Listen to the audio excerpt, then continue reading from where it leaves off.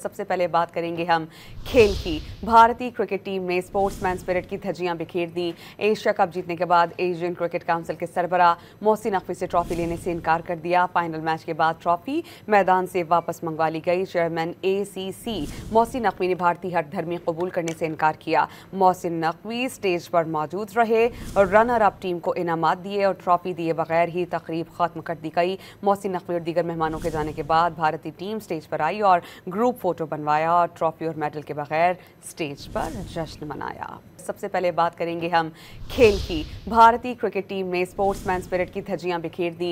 Asia cup जीतने के बाद एशियन क्रिकेट काउंसिल के सरबराह मोहसिन नकवी से ट्रॉफी लेने से इनकार कर दिया। फाइनल मैच के बाद ट्रॉफी मैदान से वापस मंगवा ली गई। चेयरमैन ACC मोहसिन नकवी ने भारतीय हठधर्मी कबूल करने से इनकार किया। मोहसिन नकवी स्टेज पर मौजूद रहे और रनर अप टीम को इनामात दिए और ट्रॉफी दिए बगैर ही तकरीब खत्म कर दी गई। मोहसिन नकवी और दीगर मेहमानों के जाने के बाद भारतीय टीम स्टेज पर आई और ग्रुप फोटो बनवाया और ट्रॉफी और मेडल के बगैर स्टेज पर जश्न मनाया।